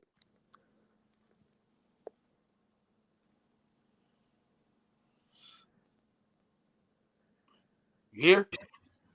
Yeah. No, but yeah, James is a successful F up. I got to give him that. He's a successful F up. He fought a lot of fights too. Yeah, most definite. Yeah, he fought a lot of fights. Was y'all consider Shane Mosley on the list or nah? No, he ain't. He's squeaky clean, man. He ain't no F up. I mean, And he did a little drug cheating, but that's about it. and the other thing that like really puts AB up there is the fact that AB could be one of these fighters that at least made 9-figure salaries in his fight game, and because of what he's doing, he's effed that up. He could have been right up on the trails of being one of the most valued fighters in boxing, and he let ignorance and other bullshit take that away from him, and now he's begging to get this type of money, begging to fight for 30 million exhibition against Floyd, which ain't gonna happen. He could have created his own lane of creating following boxing, of getting exhibitions, because if he creates this legacy, people will always want to see you, but they don't. And even when things are good, AB finds a way to wreck it. Even with these comments he'll make in these interviews, "F you a itch a nigga." Like, ain't none of that shit cool. It may sound cool when you want to be on some hood shit. Oh man, that's a real niggas don't make money, and that's the other foolish part that people forget. Real niggas don't make real money, and he's killed that off. Yeah, I mean that's a fact. I mean, I love AB. Y'all know I'm a Adrian Bronner apologist. You know what I'm saying? But I can admit that he fucked it up. You know what I'm saying? I can admit that he fucked off his career. You know what I'm saying? I can admit that. But what I will say is this though. If he can get redemption, then if he wins another title, then I think most can be forgiven. Not all is forgiven, but most can be forgiven. What do you think about that, Reggie? It'll be forgiven when he's gone from boxing. The one thing AB will find making money is when he fully heals himself. When he fully heals himself, people gonna want to hear that story. People gonna definitely want to hear his story, and if he can tell it in the proper way, get the proper person to write it, he'll sell a great book, and he can go on and do great interviews. But he has to not be that 1 foot in, because I see so many people who fake like they've revived their lives, they made changes, and they play 1 foot in, 1 foot out. You playing 1 foot on the side of being a person that looking for redemption. You didn't change your life, but all the while that left foot is still involved in street level activities or entertaining street level ish. And you see that a lot amongst people. I identify that crap all the time. I know when people are selling righteous bullshit. I can identify that shit from damn Pluto. So if he can fully redeem himself, but it's going to be outside of boxing. He might as well write boxing off. He's wasted too much time. There's too much talent coming up behind him. He can clear himself, and then maybe the boxing world will accept him. But he has to make a complete and authentic 360. And I'm sure his book is going to be a top-selling book, but he can't be doing buffoonish shit just to try to write a story. But he's going to have to clear himself out, man up, become a man, and people are going to want to see this. People are going to want to see a mature Adrian Broner, because I want to see it. AB, all crazy fools remind me of my goddamn brother. And that's why I'm tough on my brother, but I understand when you get yes people around you, you get people who entertain buffoonish, thug-like behavior, you play into it. Everybody plays into it. You play into these nicknames, you play into all that stuff until it leads you down a road. But on top of that, I like to see when the story changes and that person develop a righteous mind. We look at even Malcolm X. Malcolm X was doing wild-ish. He resurrected who he was authentically, not playing 1 foot in, 1 foot out. And that's what AB has to do. And he must do it without sitting behind a prison wall. I watch so many people find themselves after being locked behind the walls like slaves and shit. So if he can do that, change himself, change the way he talks, change the way he approaches things, because his emotional intelligence is low as hell. That's why he responds the way he responds to people on national TV. No 100 people looking at him. He's probably thinking in my mind, the hood gonna love this shit. I'm gonna call this fool up. And he does that stuff. He just let it blurt out like he got Tourette's or something. But him clearing himself out, man, is gonna be a blessing that many people are gonna want to see. But I that's what I'm hoping for with AB. Okay. Or did they say drop the link in the chat too? JB, what you got, Jay? What on AB? Yeah, AB. It's just a lot of. I know y'all remember the situation when he got shot at when he was driving home in Cincinnati. It's a lot of stuff he did outside the ring, like the cases, just all the clown shit he did outside the ring. Caught up to him, and the fact that at moments in his career, him just not staying in shape. Just a lot of mistakes he made in his career, inside the ring and outside the ring, by jumping up, basically rushing through his career when he decided to jump up 2 weight classes and fight Marcos Maidana. That was a bad idea. There's a lot of stuff he did outside the ring, and a mixture of both that really messed up his career and derailed his path to greatness. It's things like that can't happen. Like things like that can't happen.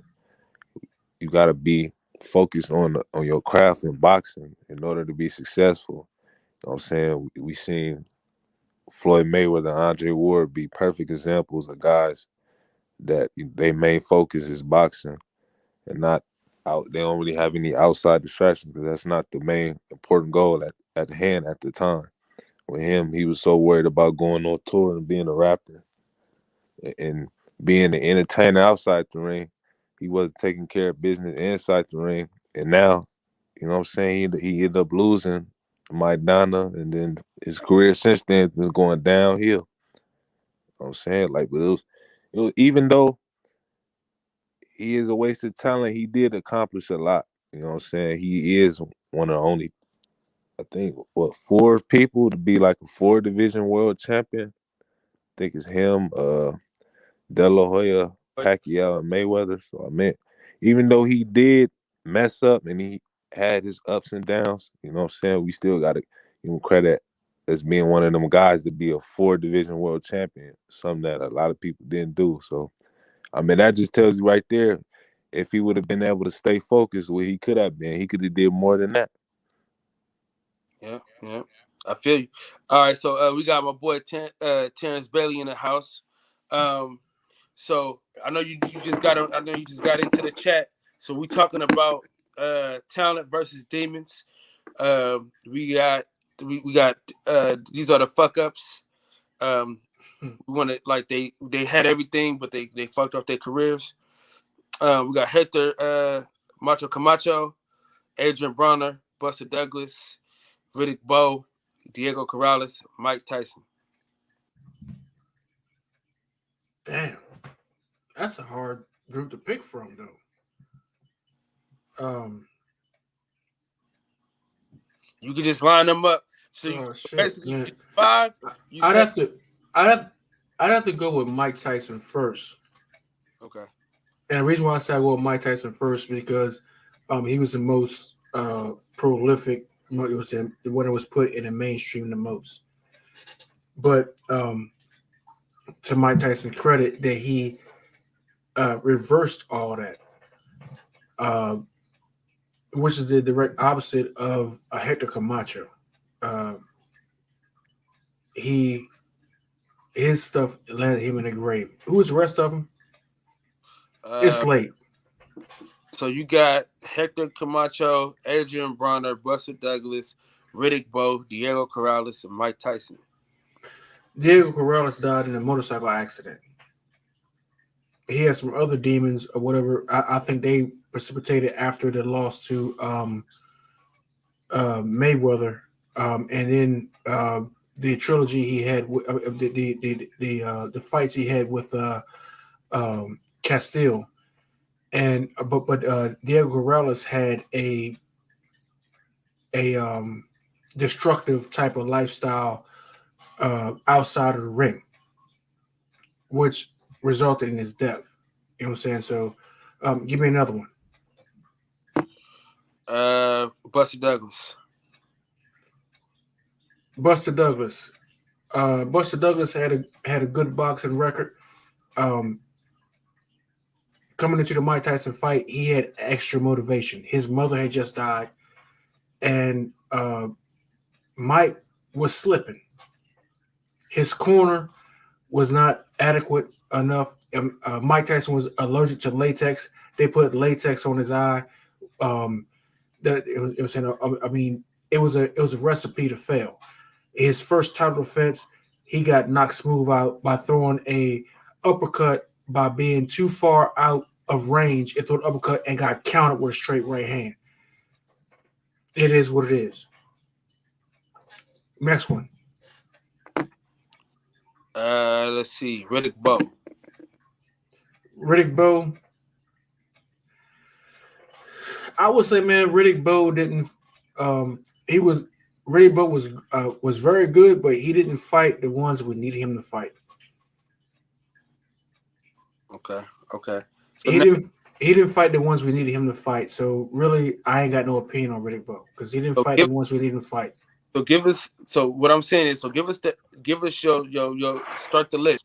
So from least to greatest, who was the biggest F up and who was the least of the F ups from this list? Riddick Bowe's the least. I mean, Riddick Bowe's the bottom. In my opinion, Riddick Bowe's the bottom. And it's not his fault because he didn't get to fight those ones that he needed to fight. It's not his fault. Mike Tyson didn't fight the ones.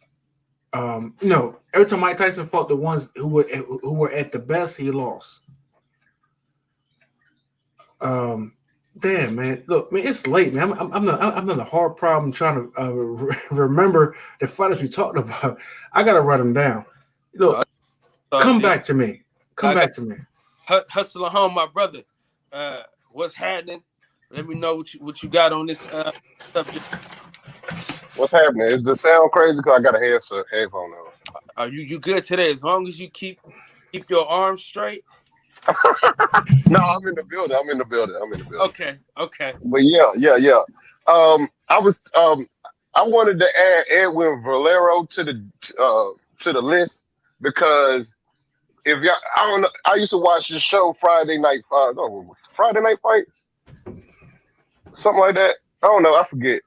And he was alongside his career was alongside Manny Pacquiao career. Like he they had boosted him up. Like I think he was like 27-0 with 26 knockouts, something 30-0, 30 knockouts, something like that. And he had he wanted to his main fight of his career it was Manny Pacquiao. Manny Pacquiao, you know how Manny Pacquiao has always been maneuvered throughout his career, especially like with Bob Arum and stuff. Bob Arum only wanted to fight certain individuals, but he did get the opportunity to get like in the mix with Manny Pacquiao, with the public talking about the fight. And then, you know, he was a gangster though. You know what I'm saying? I think he was from where was he from? Was he from Chile? No. Yeah. He from Argentina or was it Chile? Chile. He was from Venezuela. Venezuela. Oh, Venezuela. damn, you right. Yeah, he had that shake that tattoo of that. Ain't that the same nigga Mike Tyson got on his Anyway, I don't know. No, Tyson got Mile from China. Facts. And he had like he was like abusive to his wife, like he had a drinking problem and shit. And one day in I guess in a hotel, I think he had saw his wife eyeing another guy or something because he was hella jealous. You know what I'm saying? Because he had one of the best looking wives of their country or something like that. He got hella jealous and I think he beat her to death and he killed himself. Or did he choke her out? Well, anyway, domestic issue brought him to killing his old lady and him killing himself. That's why I wanted to put him up there because he had the opportunity to be a top boxer. He was talked about in the public like I think he was a champ. Was he the WBA champ? I gotta redo it. I'm just trying to relive the moment. It was like early in the 90s. But I want to put him on that list too. Macho Camacho, that's a pretty decent list. But I just won't tolerate no AB slander. You know what I'm saying? DMV rep. You know what I'm saying? I will not tolerate any AB slander. AB haven't fucked up not one time in his career. Nah, I'm fucking with y'all. He fucked AB up there. Listen. I ain't about to apologize, and I was finna get in your ass about that. My nigga from the city, he just gave us a good one. Trevor Burbick. Oh yeah, Trevor Burbick. Hell yeah. Yo, he was one of my favorite wrestlers, boxers at one time, bro. Let me see. He had the WBA belt. Oh, you talking about Edwin?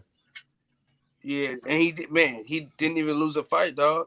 Bro, he was a beast, bro. Like he was a beast. My dad is such a big boxing fan.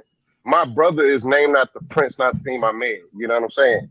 And hell, I got a brother and a sister named after Prince Not Seen My Man. But he wanted. He was so like scared to see Pacquiao fight Edwin Valero. This nigga, like, my pops really was like, so my family into that roots and shit like that. This nigga really tried to cast a root on that nigga, bro. Like, that's how real that nigga was. He was bro. Hey, when you get a chance, check out his videos. Check out like a documentary on him. You know what I'm saying? Like, he was a beast. Roy Jones, I wouldn't. The reason why I wouldn't put Roy Jones on that list is because on the list. Oh, okay. Show some respect, man. Roy Jones ain't on this list, man.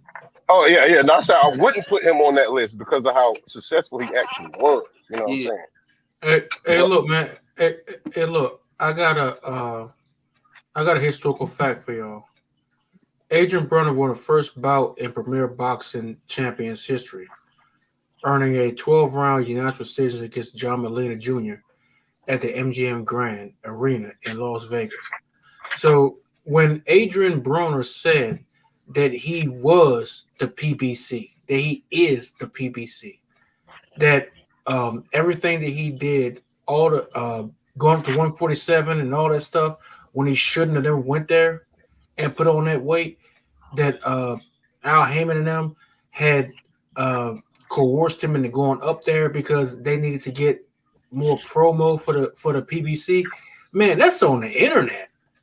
That he went up to the PBC and he went up in weight and got a 12-round unanimous decision against John Molina at the MGM Grand in 2015, and that was like his first like big fight.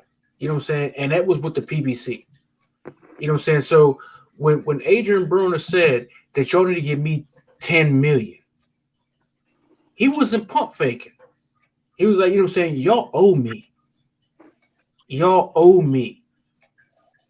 It wouldn't be no PBC if it wasn't for me. And that's false. Well, that's what he said.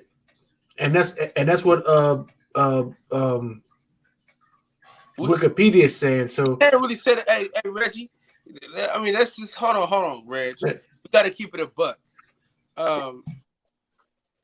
Adrian Broner was go ahead, Reg. I'm going on mute. One of the main components for them getting that contract, bro. You got to think about how big of a star that man was, bro. Let's keep it a buck. These brothers be forgetting, man. Besides Floyd Mayweather, dog, there was nobody else. You know what I'm saying? I damn near stopped watching boxing. If it wasn't for Adrian Broner and Errol Spence Jr., bro, I was going to stop watching boxing after Floyd Mayweather was done. And those two kind of kept me watching boxing. You feel what I'm saying? So for me, in the words of the great philosopher Frederick Hawthorne, in my humble opinion, big component for the PBC, dog. In my humble opinion. I totally agree with y'all, man. I totally agree with y'all because I do remember. I ain't going that far though. I ain't going that far. All right, who was you watching? Because we all boxing fans, and we all are, I believe, extensive boxing fans who've been watching boxing a majority of our whole entire life. I was watching boxing when Adrian Broner was pissing himself. Look, okay. All right, wait, let me go. I'm gonna go after you. Go hustle home because I'm gonna dispel all that. AB was the man talk. No. Hey, let Reg go first. No. I'll go after hustler. No. Reg, you go right quick. Hold on, no. I want to ask a question though. I want to ask Reggie a question. Okay. You know what I'm saying? Who was you watching in between Floyd Mayweather and I'm gonna say Deontay Wilder? You'll look for Errol Spence. Errol Spence is a big name. Why? Errol Spence is a big name now. I'm talking about that gap. There's a large gap.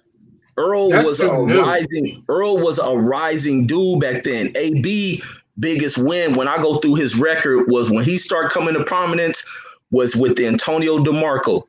Then when he built up what went down between him and Paulie Malignaggi. Yeah, who we watched Sean Porter more, but him and Paul he was able to build a Paulie Malignaggi, and then what happened right after Paulie Malignaggi? He went downhill from there, right at the point where he was supposed to become this big star, where he could have been the face of PBC. Everything went ass backwards for Adrian Broner. He couldn't get anything else popping. Then he took some of these other soft touches, but then he went to Sean Porter. Then he go over to he started going backwards when he fought Ashley Theophane and Granados. Then he moved into Mikey Garcia, who was moving up, thrashed him. He couldn't do nothing against Manny Pacquiao. It started falling apart. Maidana changed everything. Hold on, Reggie. I got to debug. But you realize what you're saying, though, Reggie, right? Hustle home. Hold on, real quick, man. Hold on. Okay. Hold on, real quick. Let's take a pause real fast, Reg, because you got Adrian Broner fucked up. He ain't never. No, y'all got him hyped up. Fuck the bullshit. Listen, Adrian Broner has never been beat the shit out of. Nobody has ever beat the shit out of Adrian Broner, bro. Nobody can ever say they just straight up beat the shit out of Adrian Broner. Nobody can say that. There's not one person that can say they beat the shit out of Adrian Broner, bro. Not one. You know what I'm saying? Not one. Even with the Sean Porter, he dropped Sean Porter. Listen, there's only two people to ever make Sean Porter touch the canvas. And I crossed Michael Jordan, and he lost the game. Hey, but they can't say that they made Adrian Broner keep his hands at home, though. Hey, but y'all saying this, but y'all still ain't stating. You're making my point. When AB was losing these big ass fights, and I'm riding with Adrian Broner though, and I said that I'm riding with him though, and I said that I'm riding with him. Oh well, yeah. No, I'm talking about Reggie. Like he's trying to disband this dude. You know what I mean? Like these dudes, these AB was put on the show to make the show. Even though he lost, AB was there to sell the tickets. You know what I'm saying? Sean Porter having sold shit. You know what I'm saying? Nah, man, Reggie ain't doing that, man. Reggie calling balls and strikes, man. And I ain't taking up for him. I ain't taking up for him. He grown ass man. He can talk for himself. But I'm saying, Reggie calling balls and strikes. No, hell no. I'm calling strike a strike. AB failed. AB failed on what he was supposed to do. Oh shit! He failed. AB did what he was supposed to do. AB Hold on. Look who we done. I'm just saying you telling your truth, though. I'm just saying you telling your truth. Kyle, y'all over here capping. First of all, Kyle, you said AB never got the shit whipped out of him. Marcos Maidana beat the fuck out of AB. Bro, hold up, man. Let me finish, bro. Hold up, man. This nigga, Mikey Garcia. Yeah, and Mikey Garcia and Sean Porter beat his ass for fucking 11 rounds. He won one round. He won one round, bro. He got his ass. I watched that fight at my girl house, and this nigga got his ass fucking whooped, bro. This nigga AB got whooped by Manny Pacquiao. Manny Pacquiao beat the dog shit out of Adrian Broner, bro. He never looked. Let me just say this. Let me say one more thing. I'm gonna say one more thing. I'm finna stop. I'm gonna say one more thing though. That's not true, H. Money.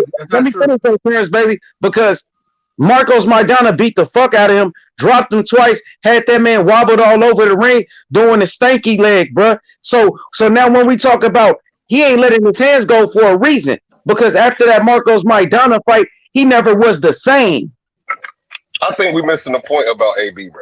No, we not. No, we not. Y'all want us to praise him. No, you saying it because you want us to praise him.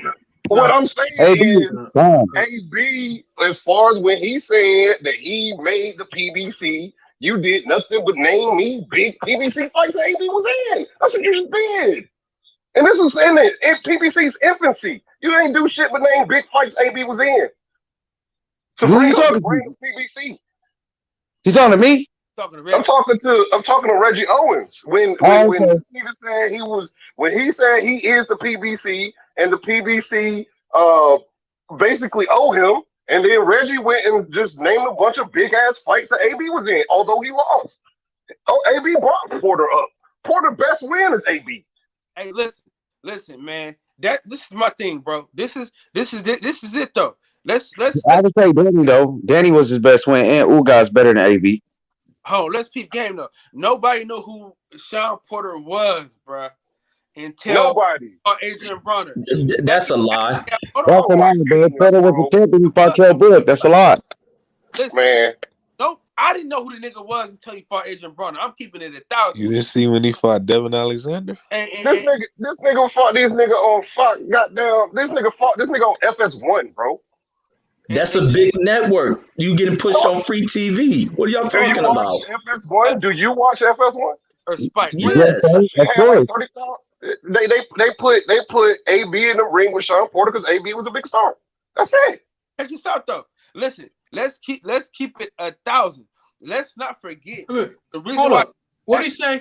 Hold on, listen to me. The reason why Manny Pacquiao was able to elevate back up to being Manny Pacquiao is who did he beat? AB. Broner. So let's keep it 1,000, bro. Wait, y'all niggas is y'all realize y'all what he say? Losing? Y'all cheering losing? Wait a minute. What did he say? Y'all cheering losing. That's crazy. What did you say, Kyle? Hey, Kyle, what did you say? The reason why who became a star because of what? Manny Pacquiao was done. He was done. Man, this nigga tripping. No. Look. Let Kyle say what he's gonna say, man. Everybody else pause, man. Let Kyle say what he's gonna say, man. I'm gonna mute. I need to hear that shit again. I need to hear that shit again. Say it again. Okay, listen. Manny Pacquiao had just lost to Jeff Horn, bro, and he wasn't a name like that, bro. When he fought Adrian Broner, that gave him the cachet to go fight Keith Thurman. Oh man, hey, look, cancel your page, dude. Cancel your goddamn page. If you believe that shit, cancel your goddamn page. I'm going on mute. Goddamn, I'm going on mute. H Money, listen. hold on. H Money, after Manny Pacquiao lost to Jeff Horn, didn't Oh God damn it! I'm going on. Look at Pacquiao pay-per-view. Cal, look at Pacquiao pay-per-view numbers following the Jeff Horn. He's still a name. Look at who wants to fight Pacquiao right now. He's still a name, bro. But listen though. What he's saying is right after Manny Pacquiao was so free when he lost to Jeff Horn. Bob Arum let him go. Bob Arum thought he squeezed all the juice out of Manny Pacquiao. He let Bob Arum go to PBC. Bob Arum is a fucking clown and a fucking bum. But Who gives a fuck about what the fuck Bob Arum lets go? Everybody who left Bob Arum became a fucking superstar. Manny Pacquiao is making more money without Bob Arum, just like everybody else. Floyd Mayweather and every fucking body else. The best thing you can do is get the fuck away from old man Bob. Man, get the fuck out of here with that dumb shit, man. Y'all missing the point. Hold on. Let's be a little respectful. All right. Facts. My bad. I'm sorry. We live in a boxing session. God damn it. Let's take our goddamn shoes off. You know what I'm saying? And step on this motherfucking rug. You know what I'm saying? My bad, bro. This is the hot rounds. It's the hot rounds.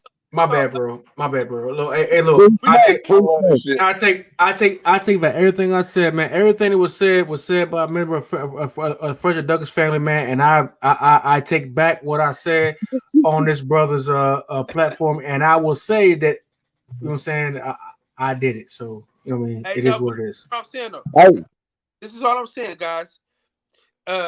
When they wanted somebody to become a star, they had somebody to pick, and they always picked Adrian Bronner, bro. That's all I'm saying. Because the facts of the matter is this, bro. Everybody thought Manny Pacquiao was washed up when he fought Adrian Bronner. Let's keep it a buck, because he had his last good fight was Floyd Mayweather, and he got dusted off, so everybody thought he was done. They thought that against Thurman, not against Brewer. But let me say this real quick, Kyle, bro. Hear me out, Kyle, bro. We got you, bro. The brothers are here, right? So just hear us out. First of all, people thought Manny Pacquiao beat Jeff Horn in that fight, dog. So how was he washed up? Everybody thought he won that fight. And then on top of that, he came to the PBC. Bob Arum didn't get rid of Manny Pacquiao. Manny Pacquiao left Bob Arum to come to PBC to get some of that easy work. He went to go whoop on AB. Why is people lined up to beat AB? Because he's an easy win, bro. That's why. Because he is a star. He is a name. I just got back on the phone, bro. I'm saying that I got you, but I know I be cooking, man. You got to, you know what I'm saying? All I'm saying is AB, bro, he ain't doing nothing but losing fights. That's all he's doing. That's all he's known for, is for losing his big fights. And on top of that, Kyle, Manny Pacquiao beat the fuck out that man. You know what I'm saying? Manny Pacquiao beat the fuck out that man, bro.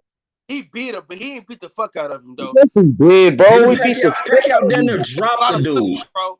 That nigga was missing a lot of punches, dog. If AB would have threw some hand, man, listen. If Adrian Bronner was a different kind of fighter, where he let his hands go a lot, that fight would have been totally different, man.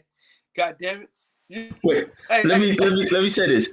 Pacquiao was hurting AB ass. He down there dropped AB on like 2 or 3 different occasions. He was in there tapping this dude because he don't take the sport serious. The same thing with Keith Thurman. They don't take the sport serious. You got this old ass dude who comes from a different area and he's serious about the sport. And he taxed this dude. He taxed the half-ass fighters' asses.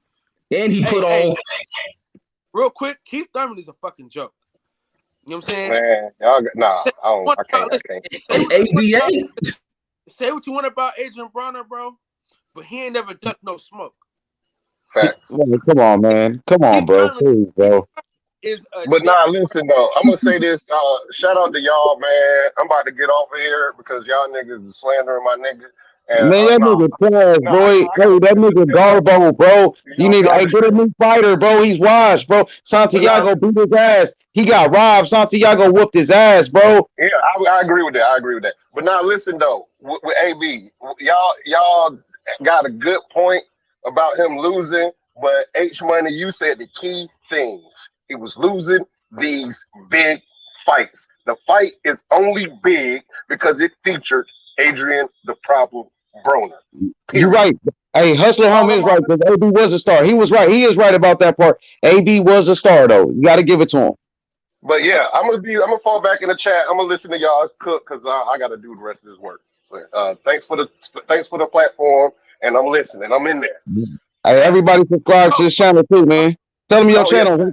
that's Uh, Salute to the subscribe to Hustle's Home. I'm gonna start making videos. I'm gonna start making the videos kind of based off of what we talk about at night because I'm not into that Twitter boxing fucking Twitter fingers beef and shit. I'm not into that. I'm into these kind of conversations. So I'm gonna make videos based off of what we do at night. Hell yeah. All right. Well, I'm gonna holler at y'all. I'm gonna fall back. All right, salute my brother, hustle home. For sure. Salute. Hey, man, hold on, man. We've been hogging the space, man. Let JB get a word in real fast, brother. We saw he probably fell asleep on us, bro, because we've been hogging the stream. JB, you got anything? About AB. I'm sorry, Kyle, man. AB he a joke. You can't say I meant to say that he the biggest thing on PBC in the face. No. No, I said he No. was. You know what I'm saying? He was? You At said that he point in was? time. At that point in time, he was the biggest thing on PBC, bro. So we talking about because nobody else had a picture with him. So we talking around what, 2015? 14? 14, 15? Probably a little, you know, shit, man. I ain't mean, go. Matter of fact, I take that back. He at that time he was the biggest thing on PBC. He was supposed to be the heir apparent to Floyd Mayweather. I mean, he even with the Maidana loss, he still was like he only had one loss at the time. So you know what I'm saying? We wasn't thinking that he was gonna lose again. You know what I'm saying? I thought he was gonna beat Sean Porter ass. You know what I'm saying? I don't like Sean Porter at all. I think he a football player trying to box, but at that time he was he was the face of PBC. I mean, I thought he was gonna like. I wasn't like Adrian Broner. I ain't gonna lie. I used to tune in, watch every fight. He had that show on. He had the YouTube about bands. I watched every episode. That he was pure entertainment. You can't lie. AB is pure entertainment. Now, fighting wise, nah, you feel me? There's a whole bunch of people I'd rather see fight, but if I see that press conference, the press conference he had with Emmanuel Taylor, where he grabbed him by the neck, talking crap about Kenny Porter dad. Why I say Kenny? I mean Sean Porter dad, Kenny Porter. The press conference he had with Mike Donna. What else? What else he did? The press conference he had with what's his name? I can't think his name right now. But AB was pure entertainment. Like pure entertainment. You know what I'm saying? If we talking about from that standpoint, he the greatest entertainer in the history of the sport. You know what I'm saying? Like, ain't nobody more in it. Why? It's not nobody on Fight Hype interviews I look forward to seeing Adrian Broner. You can't lie. You know what I'm saying? And it, like, I ain't gonna lie, like, watching the Earl Spence, the build up, I do not want to watch no Earl Spence build up. Like, I don't want to watch no Bud Carter. Them dudes is boring. You know what I'm saying? Them dudes is boring. You know what I'm saying? If I want to see entertainment, man, I just type in Adrian Broner on the YouTube search bar and I watch any press conference, and you know you're gonna get something out of them. You know you're gonna get something out of them. Hey, Reg, as much as you don't like Adrian Broner and you don't like nigga shit, you gotta admit that nigga's hilarious, bro. Facts. Oh yeah, he entertaining as hell, no doubt. But that don't translate to boxing. They do though. Not in the ring, but as far as what the people want to see. Yeah, they're gonna be, but you can only do that for so long. You have to have a measure of success behind it. Now, if you're gonna entertain, you talk all this build up and you under delivered, you can probably get away with those maybe 2 to 3 times. But when it becomes a consistent thing, people are tired of it. And they want the shit. Look at the numbers. People ain't buying to go watch AB. They're like, man, he gonna do the same shit he been doing. And that's what everybody talked about who did video assessments going into this one. But they didn't Right. think he'd hold his hands against a dude we never heard of from Puerto Rico, and AB held his hands in his pocket. Reggie, though, you gotta. I know you. Everybody talking about the numbers. I see your video, but you gotta realize it was the same. It was on the same night as Valdez and Burchett, and plus it was on premium cable. If you put AB on regular TV, I guarantee you he gonna get 1 million views. No matter who he fighting. Just I'm saying, I seen people that don't watch boxing. They was still tuning in just to see him because they want to see some credit. They love that post fight interview that he had with Brian Custer is getting talked about. But don't forget, he was known for doing 800,000 on Showtime. Like you said, Showtime. What about what's the numbers he did against Sean Porter when they fought on Fox? Any of y'all know the numbers? Yeah, it must have been 1 million or something. Yeah. Around there, like I'm saying, like you can't really get the numbers too much this fight because the fact that you have Burchett and Valdez on regular ESPN. What was their numbers? The Burchett? 960,000. Shakur did that with a nobody. Hey, but look, check this out, man. Nobody, Reg. See, this is hold on. My bad. Hold on real quick. My bad, T. This is my problem with boxing. They keep telling us that Mexicans do all this, they do all of that.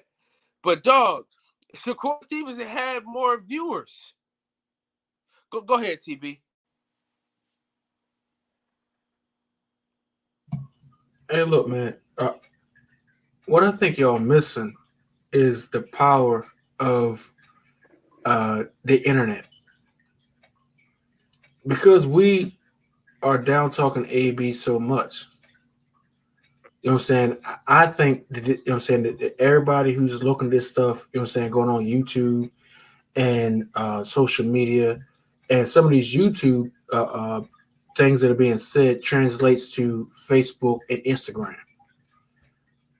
And that may have something to do with the numbers. You know what I'm saying? Well, I won't say the numbers, but they may have something to do with the perception of AB.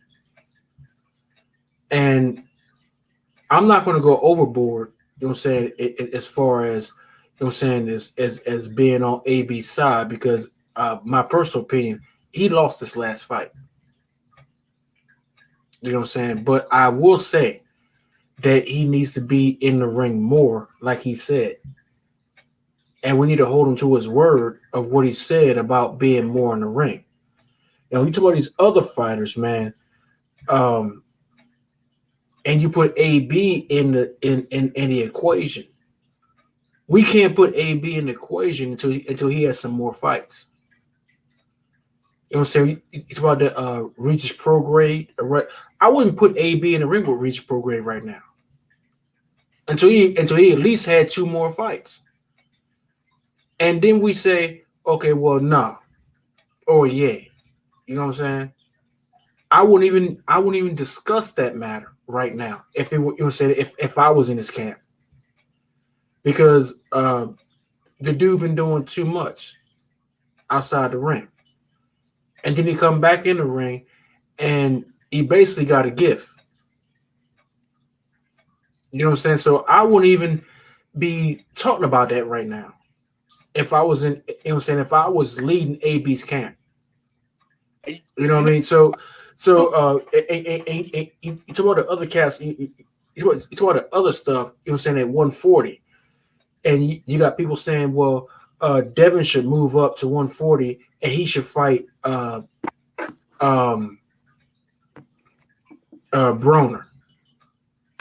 If I was Broner's camp, I was like, man, look, go ahead with that mess. Right now, we in reset. And if you've been spending all that time drinking and smoking and joking and, you know what I'm saying, and whatever, and then you get hit right, you will get cut. because that stuff messes with your it messes with your skin, so you will get cut. So Adrian Brunner needs to spend as much time away from the lifestyle that he was doing as he can as possible in order to be able to regain, because the body is very resilient. He needs to spend as much time away from that as he can and just spend the time training. Like he said, like I said on Barbershop Conversations, we need to hold that man to his word. The rest of that stuff, man, is garbage, man. It's not really much to talk about. Jarvis said he done, man. Jarvis said AB done. Facts, Jarvis. Hey, look, man. I say get a brother time. I say get him brother time. Hold him to his word, and he don't stick to his word. Then we unload on him. But until then, you know what I'm saying. You know what I'm saying. Shoot, man. There's a lot of dudes that got a gift in the sport, and they lived up to it. Let's just see where this goes. That's all I'm saying. But before we get out of here, though, I want to say this: if you couldn't steal pay-per-views and steal different things, I wonder what the numbers would look like. I'm really interested in knowing and seeing how many people stole that fight, because a lot of times, man, I don't do no DAZN. I always stream it. You know what I'm saying? I never paid for DAZN because it was bogus as hell. So with that being said, that's the only thing. It's like, damn, you think because it was so big though. You know what I'm saying? Like, so many people was talking about the AB fight. It's like, dog, for it to only be 300 views, it's kind of like it's kind of shocking. You know what I'm saying? Because so many people talked about it. So it's like, I don't know if people actually have Showtime or they just got on their computer and just pulled it up. You feel what I'm saying? But they was talking about it though. So that's the whole thing. Like you said, they was talking about it. You know what I'm saying? AB garners that conversation. You know what I mean? So it was on Showtime. Now I have Showtime because I watch Showtime movies. I ain't gonna lie. I watch Showtime. I watch Showtime movies, and yeah, I have HBO, but I'm disappointed by the fact that they don't carry the fights no more. Yeah. But I still have HBO. For sure. The one thing I don't have is DAZN. Yeah, because you know what I'm saying, I don't have DAZN because I don't like Eddie Hearn. I'm just straight up. I don't like Eddie Hearn. That's why I have DAZN, and I'm not buying it. I give zero whatevers. I'm not buying it. For sure. Because I think Eddie Hearn is a white man in snakeskin clothing, which you know what I'm saying, most of them are, but you know what I'm saying, still. Yeah. You know what I mean? So it is what it is. I'm not buying it. For sure. We're gonna do the final words with the panel. Boxing Conversations with Reggie Owens. I think he just gave me the key, so I'm driving. I guess I'm driving nighttime shows now because Reggie Owens said, "Fuck it," you know what I'm saying. So, let me your last words, Big Reg. Yes, sir. Yes, sir. I'll do them every now and then. Whenever you don't want to do them, then I'll do them. But man, it's another great live, man. Great show. So, man, keep the shit rolling, man, and keep doing it so you can keep building it up. Y'all subscribe to the channel. Make those clips whenever you see some highlights in the show.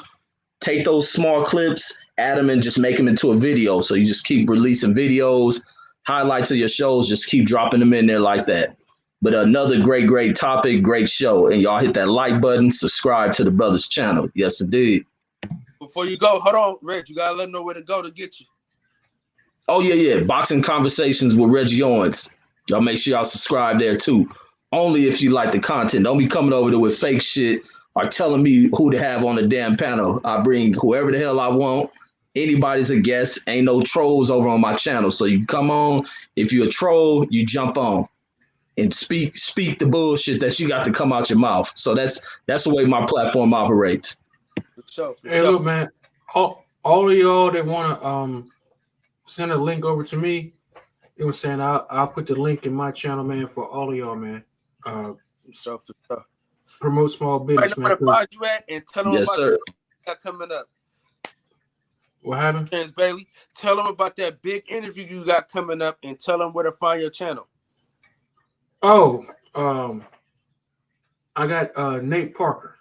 Well, it's 5:00 in the morning right now. So I got Nate Parker, man, tonight at 7 p.m. with he's gonna be conversing with the Nat Turner family in response to the movie that he did with the Birth of the Nation. If you don't know that the movie he did with Birth of a Nation, that basically resulted in the Nat Turner family getting the only remains back from Nat Turner. And my family was a part of the Rise Up documentary on Nat Geo for the Nat Turner family. So my elders who were involved in that Rise Up documentary, talking about Nat Turner, everybody's going to be on the channel. And everybody's going to talk about it, and then and Nate Parker's going to talk about the upcoming movie, and then we're going to get into the results of what his good work does, and how it affects us as a whole, and Black history as a whole, and so it's going to be more than just just your usual thing. So we're going to get into it tonight at 7 p.m. Standard Eastern Time, and I hope everybody comes in. This show, if it don't go viral, then there's really something wrong. Yeah, no, it's gonna that's gonna be special. I'm tuning in for sure. JB, what you got for us, player? Man, all I gotta say is salute you, Kyle, the boxing section, Terrence Bailey Sr. and Reggie Owens. Great show as always. Everybody subscribe, tune in, man. That's it. Appreciate you, Man, I man. appreciate everybody, man. Hey, y'all continue to keep y'all foot on these niggas' necks. Another one like the other one, same super heated. We back at it tomorrow. Make sure you put your shoes on before you step outside the door. All right, y'all, we out. All right, peace.